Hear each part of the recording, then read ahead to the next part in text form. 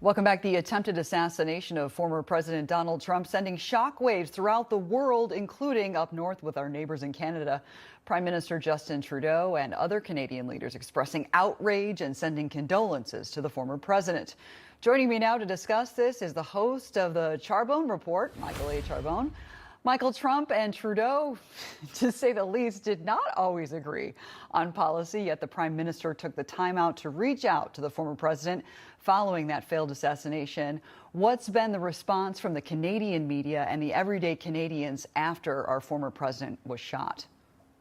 Well, first, Katie, I just want to say Canadians appreciated the coverage that Newsmax did at the RNC. You know, when Rob Schmidt beats CNN, you know, people are watching Newsmax. And the other thing was every time they cut to the commentators of the other networks, there was, you know, Newsmax, this nice, bright, big sign behind them. So I thought that was excellent. Also, Bianca De La Garza did an excellent job. Now, on to your question with regards to the shooting. You know, Canadians were shocked. This is shades of John F. Kennedy, Martin Luther King, American politics affected by the gun. Trudeau doesn't have a very good relationship with Trump whatsoever. They're at odds.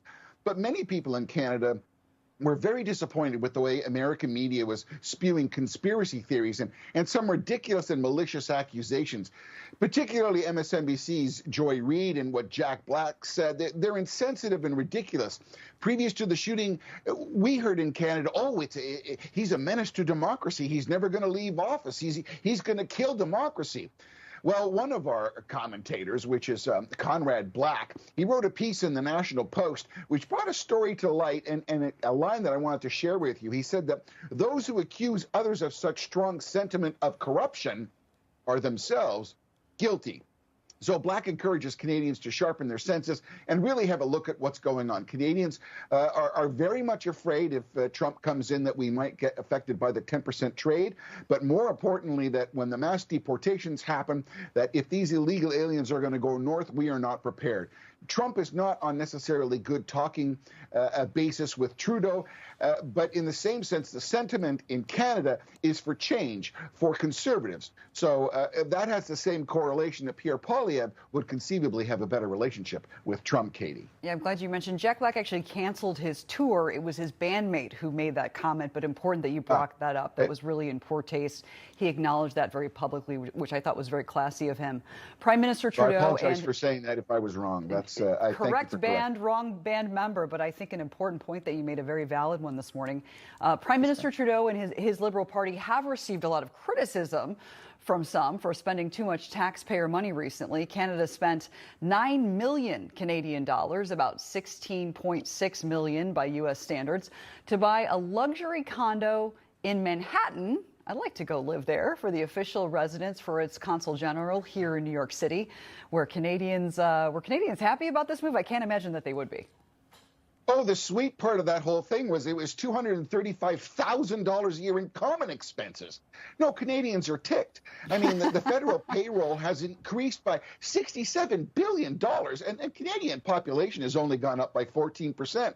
This is, 10,000 added federal employees last year alone. I mean, this is what pisses off Canadians. And these federal employees made $406 million in bonuses. So Canadians are pissed off. We are at $2.18 trillion in our debt. And last year we had a projected deficit. This year, I should say, $54 billion.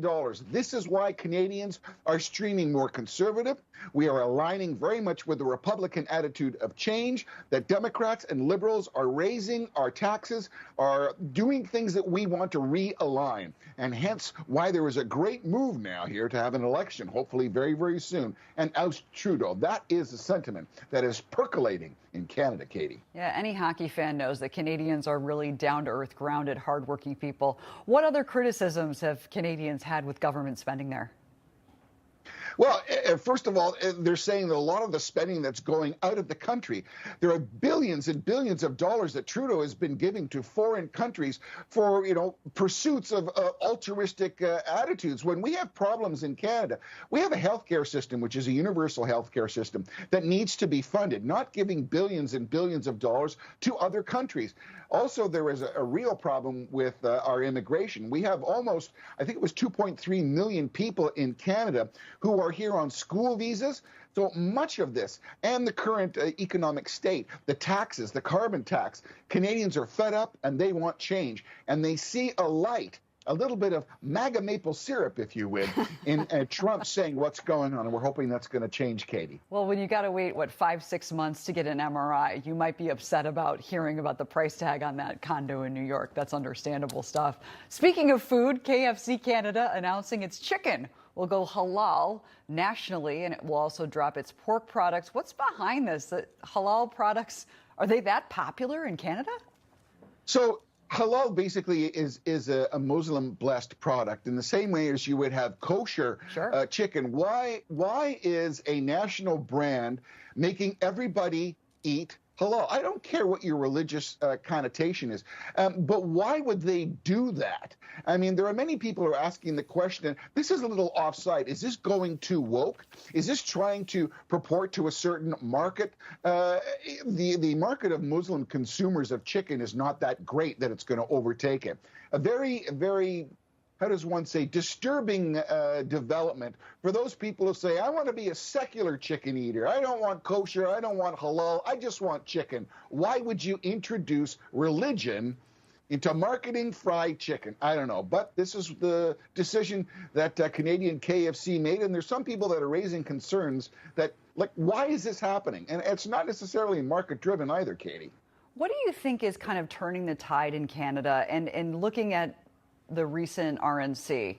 How many Canadians were paying attention to that, and do they like J.D. Vance? I think what people look upon J.D. Vance is he is the new face. He's not necessarily bombastic. They keep using a lot of the stuff that he said 10 years ago when he said he rejected Donald Trump, but has come lately and said that he saw him take the presidency and do good.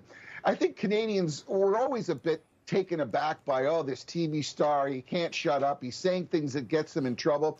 I think Donald Trump 2.0 now has made a larger impression in Canadians, particularly at the RNC, that he's becoming a little more moderate and a little more sensitive.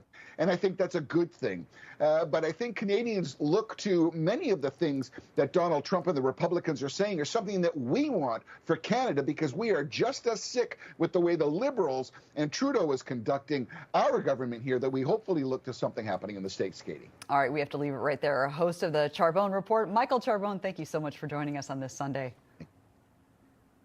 And that's going to do it for Sunday Report. Thanks for watching. Stay with us. Sunday Agenda with Lydia Sirenai is coming up right now.